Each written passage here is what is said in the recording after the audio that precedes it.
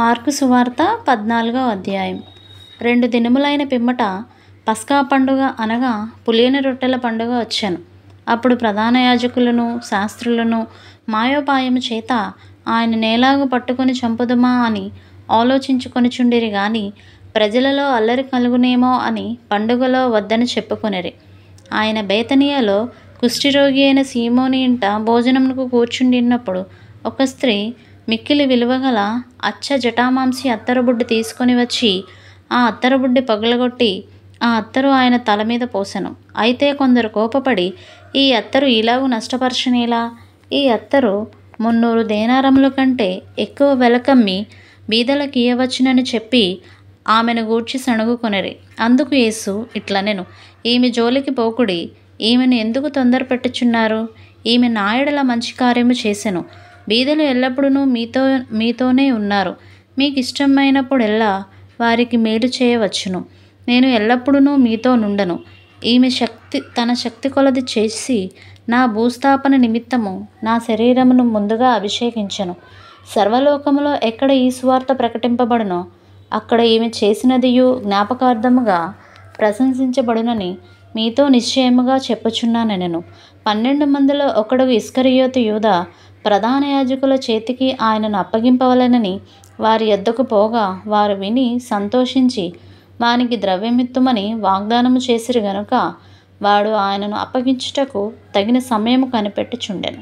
పులియని రొట్టెల పండుగలో మొదటి దినమున వారు పస్కా పశువును వధించుచున్నప్పుడు ఆయన శిష్యులు, నీవు పస్కాను భుజించుటకు మేమెక్కడికి వెళ్ళి సిద్ధపరచవలెనని కోరుచున్నావని ఆయన నడుగగా ఆయన, మీరు పట్టణంలోనికి వెళ్ళుడి, అక్కడ నీళ్లకుండ మోయిచున్న ఒక మనుష్యుడు మీకు ఎదురుపడును.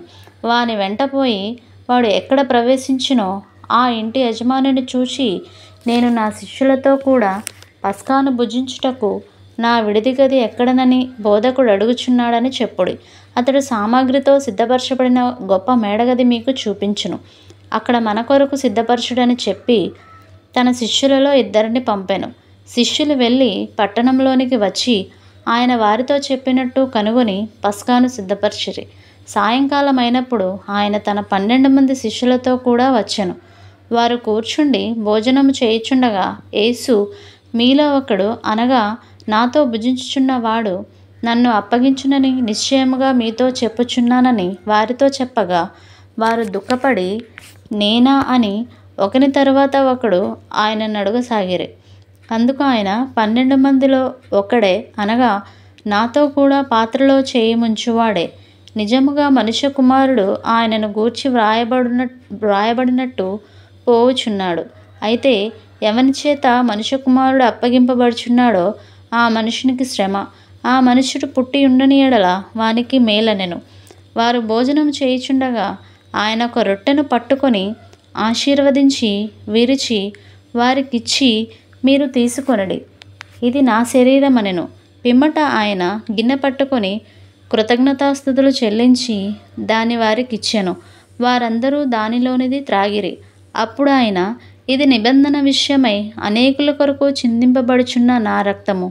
నేను దేవుని రాజ్యంలో ద్రాక్షరసము క్రొత్తదిగా త్రాగు దినము వరకు ఇకను దానిని త్రాగనని మీతో నిశ్చయముగా చెప్పుచున్నానెను.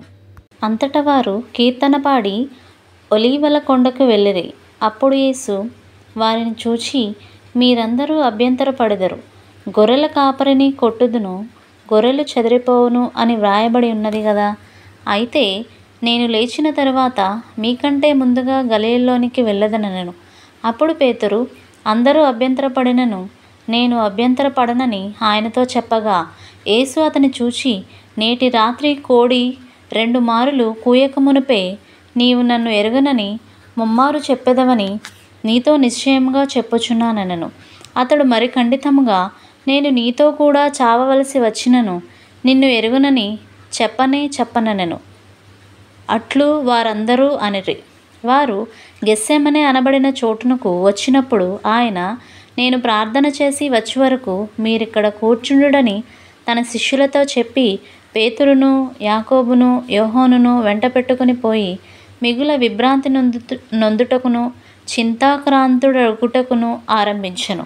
అప్పుడు ఆయన, నా ప్రాణము మరణమగునంతగా దుఃఖములో మునిగి ఉన్నది. మీరిక్కడ ఉండి మెలకువగా ఉండుడని వారితో చెప్పి కొంత దూరం సాగిపోయి నేల మీద పడి సాధ్యమైతే ఆ గడియ తన యొద్ద నుండి తొలగిపోవలనని ప్రార్థించుచు, నాయనా తండ్రి, నీకు సమస్తము సాధ్యము, ఈ గిన్నె నా యొద్ద నుండి తొలగించుము, అయినను నా ఇష్ట ప్రకారము కాదు, నీ చిత్త ప్రకారమే కానిమ్ము అనెను. మరలా ఆయన వచ్చి వారి నిద్రించుచుండుట చూచి, సీమోను, నీవు నిద్రించుచున్నావా? ఒక్క గడియ అయినను మేలుకొని ఉండలేవా? మీరు శోధనలో ప్రవేశించకుండానట్లు మెలకువగా నుండి ప్రార్థన చేయుడి. ఆత్మ సిద్ధమే గాని శరీరము బలహీనమని పేతురుతో చెప్పి తిరిగిపోయి ఇంతకు ముందు పలికిన మాటలనే పలుకుచూ ప్రార్థించెను. ఆయన తిరిగి వచ్చి చూడగా వారు నిద్రించుచుండిరి, ఏలయనగా వారి కన్నులు భారముగా ఉండెను. ఆయనకేమి ఉత్తరమియ్యవలెనో వారికి తోచలేదు. ఆయన మూడవసారి వచ్చి, మీరిక నిద్రపోయి అలసట తీర్చుకొనుడి, ఇక చాలును, గడియ వచ్చినది. ఇదిగో, మనుష్య కుమారుడు పాపుల చేతికి అప్పగింపబడుచున్నాడు. లెండి వెళ్ళుదము. ఇదిగో, నన్ను అప్పగించువాడు సమీపించి ఉన్నాడని చెప్పెను. వెంటనే ఆయన ఇంకనూ మాటలాడుచుండగా 12 మంది శిష్యులలో ఒక్కడైన ఇస్కరియోతు యూదా వచ్చెను. వానితో కూడా బహుజనులు కత్తులు గుదియలు పట్టుకొని ప్రధాన యాజకుల యొద్ద నుండి, శాస్త్రుల యొద్ద నుండి, పెద్దల యొద్ద నుండి వచ్చిరి. ఆయనను అప్పగించువాడు నేనెవరిని ముద్దు పెట్టుకొందునో ఆయనే యేసు, ఆయనను పట్టుకొని భద్రముగా కొనిపోవుడని వారికి గుర్తు చెప్పి ఉండెను. వాడు వచ్చి వెంటనే ఆయన ఎద్దకు పోయి, బోధకుడా అని చెప్పి ఆయనను ముద్దు పెట్టుకొనగా వారు ఆయన మీద పడి ఆయనను పట్టుకొనిరి. దగ్గర నిలిచిన్న వారిలో ఒకడు కత్తి దూసి ప్రధాన యాజకుని దాసుని కొట్టి వాని చెవి తెగ నరికెను. అందుకు యేసు, మీరు బందిపోటు దొంగ మీదకి వచ్చినట్టు కత్తులతోనూ గుదియలతోనూ నన్ను పట్టుకొని వచ్చితిరా? నేను ప్రతిదినము దేవాలయములో మీ యొద్ద ఉండి బోధించుచుండగా మీరు నన్ను పట్టుకొనలేదు. అయితే లేఖనములు నెరవేరునట్లు ఈలాగు జరుగుచున్నదని చెప్పెను. అప్పుడు వారందరూ ఆయనను విడిచి పారిపోయిరి. తన దిగంబర శరీరము మీద నారబట్ట వేసుకొని ఉన్న ఒక పడుచువాడు ఆయన వెంట వెళ్ళుచుండగా వారతనిని పట్టుకొనిరి. అతడు నారబట్ట విడిచి దిగంబరుడై పారిపోయెను. వారు యేసును ప్రధాన యాజకుని యొద్దకు తీసుకుని పోయిరి. ప్రధాన యాజకులు, పెద్దలు, శాస్త్రులు అందరూ అతనితో కూడా వచ్చిరి. పేతురు ప్రధాన యాజకుని ఇంటి ముంగిట వరకు దూరము నుండి ఆయన వెంటపోయి బంట్రోతులతో కూడా కూర్చుండి మంట యొద్ద చలికాచుకొనుచుండెను. ప్రధాన యాజకులను మహాసభ వారందరూ యేసును చంపవలనని ఆయన మీద సాక్ష్యం వెదికిరి గాని ఏమీ వారికి దొరకలేదు. అనేకులు ఆయన మీద అబద్ధ సాక్ష్యం పలికినను వారి సాక్ష్యములు ఒకదానికి ఒకటి సరిపడలేదు. అప్పుడు కొందరు లేచి, చేతి పని అయిన ఈ దేవాలయమును పడగొట్టి 3 దినములలో చేతి పని కాని మరి ఒక దేవాలయమును నేను కట్టుదనని వీడు చెప్పుచుండగా వింటిమని ఆయన మీద అబద్ధ సాక్ష్యము చెప్పిరి గాని అలాగైనను వీరి సాక్ష్యము సరిపడలేదు. ప్రధాన యాజకుడు వారి మధ్యన లేచి నిలిచి, ఉత్తరమేమియూ చెప్పవా? వీరు నీ మీద పలుకుచున్న సాక్ష్యమేమని యేసును అడిగాను. అయితే ఆయన ఉత్తరమేమియూ చెప్పక ఊరకుండెను. తిరిగి ప్రధాన యాజకుడు, పరమాత్ముని కుమారుడవైన క్రీస్తువు నీవేనా అని ఆయన అడగగా యేసు, అవును నేనే. మీరు మనుష్య కుమారుడు సర్వశక్తిమంతుని కుడిపార్శ్వమున కూర్చుండిండుటయు ఆకాశ మేఘారూఢుడై వచ్చుటయు చూచెదరని చెప్పెను.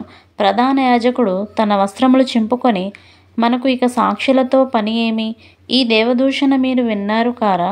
మీకేమీ తోచుచున్నదని అడగగా వారందరూ మరణమునకు పాత్రుడని ఆయన మీద నేరస్థాపన చేసిరి. కొందరు ఆయన మీద ఉమ్మివేసి ఆయన ముఖమునకు ముసుగు వేసి ఆయనను గుద్దుచు ప్రవచింపమని ఆయనతో చెప్పసాగిరి. బంట్రోతులను ఆయనను అరచేతులతో కొట్టి పట్టుకొనిరి. పేతురు ముంగిట కింది భాగంలో ఉండగా ప్రధాన యాజకుని పనికత్తెలలో ఒకతే వచ్చి పేతురు చలికాచుకొనుచుండుట చూచెను. అతనిని నిదానించి చూచి, నీవును నజరేయుడగు ఆ యేసుతో కూడా ఉండిన వాడవు కావా అనెను. అందుకతడు, ఆయన ఎవడో నేనెరుగను, నీవు చెప్పినది నాకు బోధపడలేదని చెప్పి నడవలోనికి వెళ్ళెను. అంతటా కోడి కూసెను. ఆ పనికత్తె అతనిని చూచి వీడు వారిలో ఒకడని దగ్గర నిలిచియున్న వారితో మరలా చెప్పసాగెను. అతడు మరలా నేను కాననెను. కొంతసేపైన తరువాత దగ్గర నిలిచియున్న వారు మరలా పేతురుని చూచి నిజముగా నీవు వారిలో ఒకడవు, నీవు గలిలయుడవు కదా అనిరి. అందుకతడు మీరు చెప్పుచున్న మనుష్యుని నేనెరుగనని చెప్పి శపించుకొనుటకును ఒట్టు పెట్టుకొనుటకును మొదలుపెట్టెను. వెంటనే రెండవ మారు కోడి కూసెను గనుక కోడి 2 మారులు కూయక మునుపు నీవు నన్ను ఎరగనని ముమ్మారు చెప్పెదవని యేసు తనతో చెప్పిన మాట పేతురు జ్ఞాపకమునకు తెచ్చుకొని తలపోయిచూ ఏడ్చెను. దేవుడు ఈ పరిశుద్ధ వాక్యమును దీవించి ఆశీర్వదించునుగాక. ఆమెన్. వినిన ఈ వాక్య వచనములు మీ అందరికీ ఆశీర్వాదముగా నుండునుగాక. మన యూట్యూబ్ ఛానల్లో ప్రతిరోజు ఈ వాక్యములను వినండి, మరికొంతమందికి వినిపించండి. దేవుడు మీ అందరికీ తోడై ఉండునుగాక. ఆమెన్.